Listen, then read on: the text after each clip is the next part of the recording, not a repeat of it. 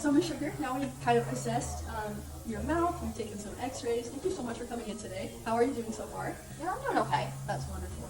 I wanted to ask you, what brought you in today? Well, the back of my mouth, like my back tooth, it's getting really hurting. It hurts. And I don't know, I'm a little bit concerned about it. Yeah, pain is no fun. Thank you so much for telling me that. So you said it's on the upper teeth and it's in the back? Yeah, like right on the bottom of the tooth. So right where you like bite food? Yeah, yeah. Okay. And then is it on your right side then? Okay, amazing. Okay, so that lines up with what I saw in your mouth today. So I'd like to just explain what I saw so you're aware as we're going through the appointment today. So first I want you to take a look at this x-ray of me, is of those back teeth that you mentioned were in pain a little bit. Okay. Looking at this x-ray, do you notice anything of that middle tooth that's different from the two teeth on the side? Well, it's a little bit darker, like kind of in like on there, that middle bit, like where it kind of it dips in. Fantastic. What you have identified on your tooth, that is a sign of decay, caries. Okay. That means that there's been some bacteria that has gone in there. As I was looking in your mouth, I saw something similar to this on that tooth. Can you explain what you see in this picture? Well, it looks a bit like brown and like yellow, specifically kind of like they get in that middle bit, and almost where it looks like it's deeper. Absolutely. Thank you so much for describing it. What you described is, that is how decay looks often if you're just looking at it with visual eye. That is what I saw in your mouth, so that's just going to teach you more about decay. So, Ms. Sugar, now that we've kind of identified that there is decay present in that tooth, I'd like to teach you about it because I want you to be aware exactly what's going on in your mouth, how to best fix that, what the next steps are, and how we're going to address that, just so that we can give you the best patient care possible. Okay. So, I'm going to teach you about tooth decay, about cavities. What do you understand about cavities? I know brushing your teeth prevents cavities. I know that cavities aren't good. But that's about all I know. Awesome. Thanks so much for sharing. I'd love to expand on cavities, why they happen, and how you can stop them from happening. When we get a cavity, there are 4 things that you need. You need a tooth, you need a substance, you need a bacteria, and you need time. So we're going to go through each of those. First of all, tooth. You have teeth. So you have the first step to getting a cavity. Most everybody does. Second, you need a substance. Substance includes food or drinks. The way I like to explain it is your mouth can become an acidic environment. Certain foods make your mouth environment more acidic. That leads up to the third point. Bacteria loves acidity. That is when it can really get in there and attack your teeth. The way that your mouth can become acidic is if you eat like sugary foods, if you eat like carbohydrates.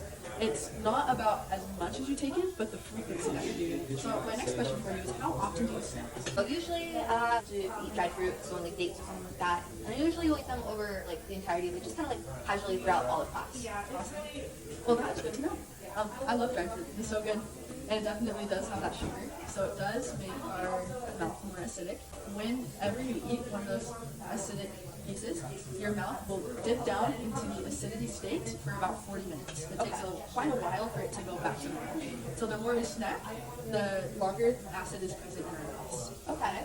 With you snacking every class, The snacks, does it last for 40 minutes? So does that mean like every time I eat it, it's for 40 minutes, or is it just like multiple dates and then it's just 40 minutes? If we start every time? I love that question so much. Around 40 minutes that the acid lasts in your mouth. Every time you eat another one, it restarts the 40 minutes. Okay. So say you ate in a piece of dried fruit, 20 minutes later you eat another one, starts that all over again. Where it's going to be acidic. So it just increases the time. So as that substance is in your mouth and as the acid is in your mouth, that makes it more susceptible to bacteria, which everyone has bacteria in their mouth. It's something we can't avoid. And the more frequent that you eat that snack, the longer the acid will be and more bacteria can be there. That is what probably a point of why there might be some decay, is there's just been a lot of acid present. This certain cavity, it has broken the surface of the tooth, or we'll have to be a filling. But in the future, sometimes when there is demineralization present in our tooth, so when our tooth is starting to be broken down by bacteria, but it hasn't broken the surface of the tooth yet, we can still remineralize the tooth. Super cool. The way we can do this is by taking care of our teeth, using fluoride. What type of toothpaste do you use? Because my tooth's been hurting more recently, in the past 2 weeks, I switched over to Sensodyne because I heard that it's better for teeth that are sensitive. But before that, I was using pressed toothpaste. I don't really know what it was. Toothpaste doesn't contain fluoride. Okay. So that is an important part of remineralization. You need to build back up the tooth. Fluoride is a wonderful thing that can do that. And that can actually remineralize your teeth. You are doing a great job. That's the next section I want to go into, is just talking about your oral care habits. And I want to help you the best way possible so that we can decrease your chances of more decay. Alright, so now we're going to jump forward and looking at your oral health practices. I do have to say that when I looked in your mouth, your gums are beautiful. I didn't see any redness. I'd love to know how you're brushing your teeth because you're doing an amazing job with your gums. Okay, yeah, thank you.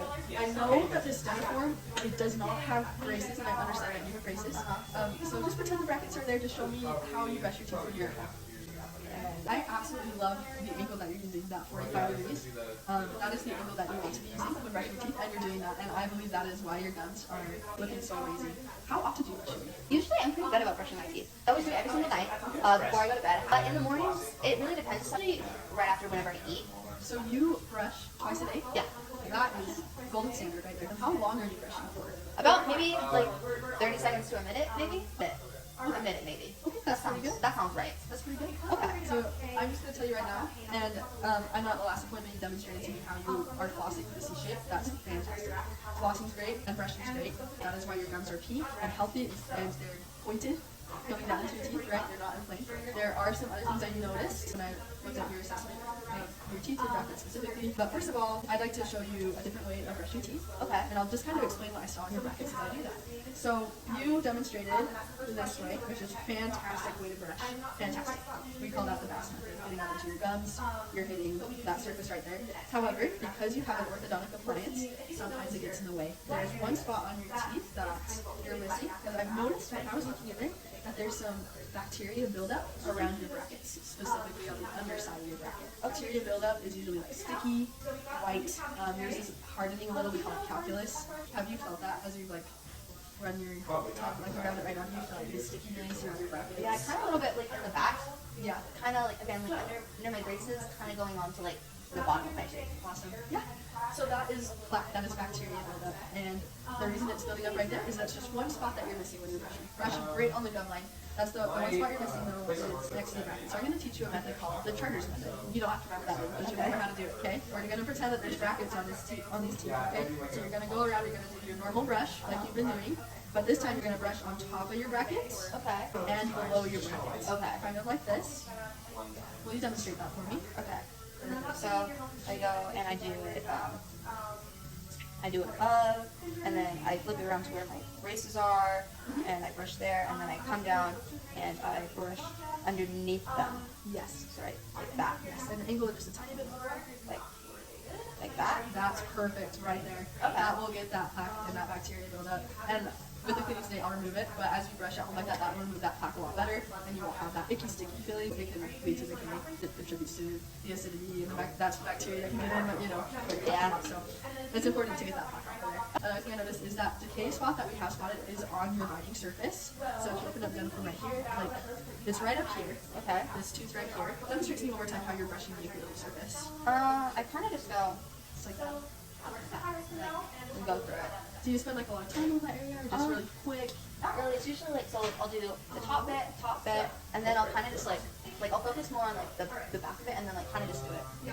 I don't really spend a lot of time on it. Thank you so much for sharing that with me. That's the part of brushing that people often forget, and I'm guilty myself in the process of forgetting that part, but it's very crucial because if we miss that part or if we don't spend adequate time on it, that's when decay and bacteria can start creeping in. As you do the method where you brush the gums, and then you brush your brackets next, and then make sure that at the end of your sequence that you're doing, brushing, always brush the nasal surface. Like kind of like that. Yeah, brush it. Yeah, just spend some time. Make sure that there's no sticky feeling with your tongue after you're done. Okay. If you wanted to do that, and we can follow up on next appointment, how that's going. Yeah, I can do that. Awesome, that's great. Okay, so now you got your bed. I'm getting my gloves on ready to get into your mouth. What we're gonna do is we're gonna put this substance on your teeth, kind of paint it on there, Okay. and give it a rinse. It's gonna change your plaque color so you can see where your plaque is. Okay. Yeah. Okay, so we're gonna do that. It's gonna be purples and pinks that we're gonna see in your mouth. Once it's on, I'll give you a mirror and we can just discuss what the purples and pinks mean. So I'm gonna begin with this slowly. Okay, Miss Sugar, so I painted your teeth with staining that turns your teeth purple and pink. Okay. That Vaseline I put on your lips to make sure that it didn't get on your face. Now I'm going to hand you this mirror. I'd like you to describe to me what you are seeing on your teeth. Okay.